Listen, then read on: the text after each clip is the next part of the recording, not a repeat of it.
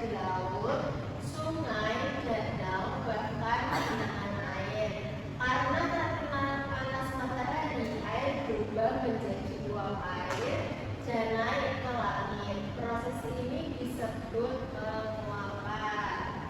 Ada pertanyaan? Belum. Oke, yang kedua itu ada proses pengembulan. Semakin tinggi ke langit, udara menjadi lebih dingin. Dan yang kedua, uap air tadi berubah menjadi titik-titik air yang sangat kecil dan berkumpul membentuk awan. Proses ini disebut dengan apa, anak-anak? Pintar, Indrita.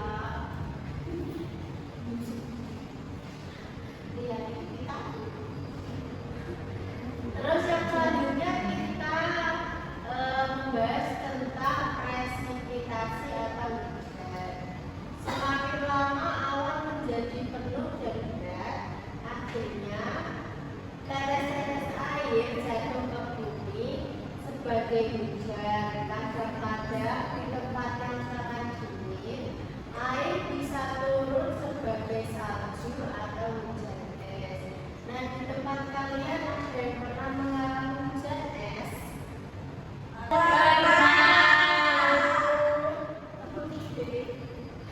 Oke, air kembali ke bumi itu disebut infiltrasi ya. Yang pertama itu setelah hujan turun, air mengalir ke sungai, danau, laut atau meresap ke dalam tanah. Terus yang kedua, nanti saat matahari bersinar lagi, air akan menguap kembali. Dan yang ketiga itulah sebabnya siklus air terus-menerus berulang. Nah, siklus air itu sangat penting karena apa? Dan bisa menyebutkan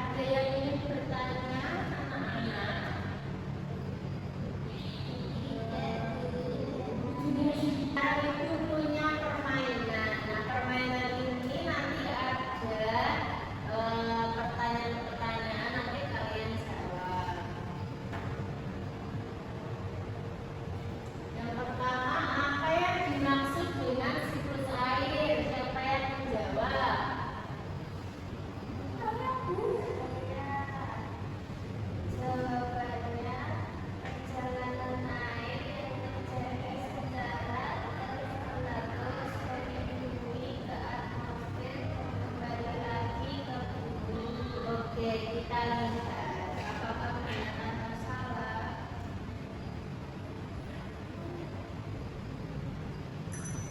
Oke.